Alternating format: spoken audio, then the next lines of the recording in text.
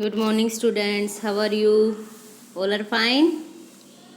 Today we will read third poem, The Shed. Do you know what a shed is? I tell you. Shed is a small room away from the main house for storing or keeping things, animals, tools, vehicles, etc.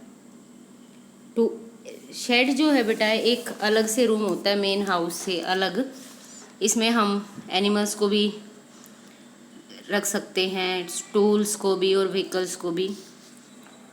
कभी आपने shade देखा हो तो इसमें poet जो है ऐसा ही एक शेड के बारे में डिस्क्राइब करता है। Who is the poet? The poet name is Frank Flynn. Frank Flynn ने डिस्क्राइब किया है इसमें शेड के बारे में।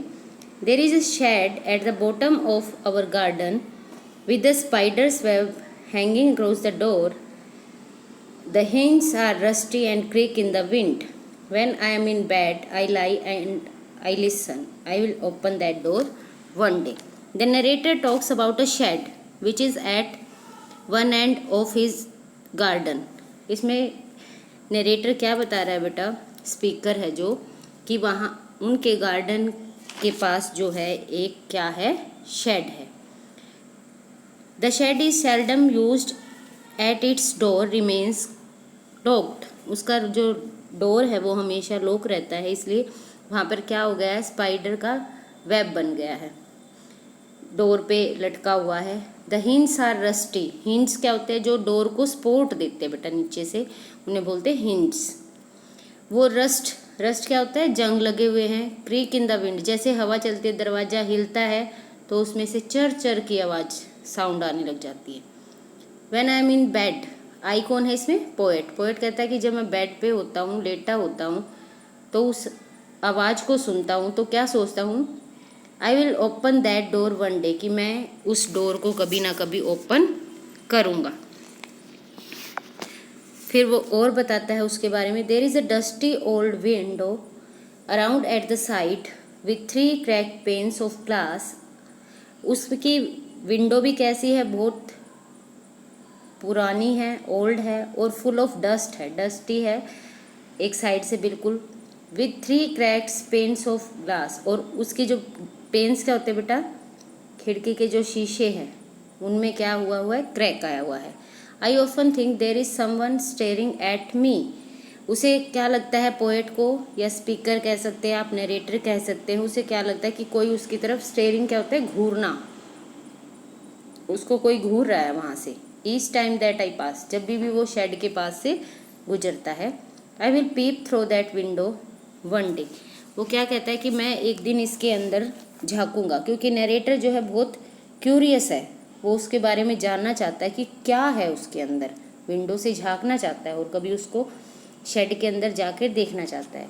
बट जो नरेटर का ब्रदर है वो उसे डराता है. क्या कहता है वो? My brother says there is a ghost in the shed who hides under the rotten floor boards. उसका ब्रदर कहता है कि वहाँ पे तो एक घोस्ट है शेड के अंदर, जो कि कहाँ छुपा हुआ है? रोटन क्या होता है? डिस्ट्रॉय से हुए फ्लोर बोर्ड. जैसे बेटा वुड का फ्लोर होगा, उसके बोर्ड्स के नीचे जो है घोस्ट एक छुपा हुआ है. And if I ever dare to set foot inside he will jump out and chop off my head. But I will take a peep one day. मेरा ब्रदर जो है मुझे डराने की कोशिश करता है कि मैं अगर उसके अंदर फुट भी रखूँगा तो क्या करेगा? He will jump. ही किसके लिए यूज़ किया गया? घोस्ट के लिए. घोस्ट एकदम से फ्लोर बोर्ड से निकल के आएगा और क्या कर देगा? मेरे हेड को टुकड़े टुकड़े कर देगा, चॉप ऑफ. बट मैं क्यूरियस हूँ, मैं कभी ना कभी उसके अंदर जाके देखूंगा. मैं डरता भी नहीं, थोड़ा सा डरा हुआ भी है, लेकिन वो देखना चाहता है कि he wants to know if his brother is telling lies और ट्रूथ, कि उसका ब्रदर जो है सच बोल रहा है या झूठ. He is little afraid but a lot more curious and plans to take a look inside the shed one day. वो थोड़ा सा डरा हुआ है और लेकिन क्यूरियस भी है, जानना चाहता है उसके बारे में कि उसके अंदर आखिर है क्या शेड के लिए. लेकिन उसके माइंड में क्या आता है? I know that there is not really a ghost. मैं जानता हूँ कि वहाँ पर कोई भी घोस्ट नहीं है। My brother tells lie to keep the shed for his den. लेकिन मेरा ब्रदर क्यों झूठ बोल रहा है कि वो उसको अपना डेन बना के, यानी कि अपनी प्लेस बना के रखना चाहता है कि शेड को वो खुद यूज़ कर सके। There is not any one steering और मेकिंग स्ट्रेंज नॉइसेस। वहाँ से मुझे ना तो कोई वहाँ पे है जो घूर रहा है और ना ही कोई स्ट्रेंज साउंड वहाँ से आ रही है। And the spider had been gone from his web. और जो स्पाइडर है वो भी चली गई है अपने वेब को छोड़ कर।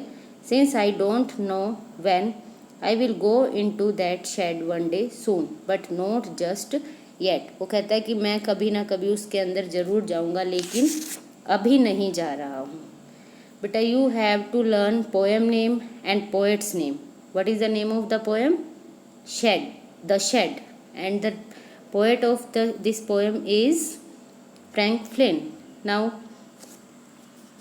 discuss question answer. Who is the speaker in the poem? The poet Frank Flynn is the speaker in the poem. Is he or she afraid or curious or both? He is afraid and curious both. What is he is planning to do soon? क्या planning करता है बेटा वो?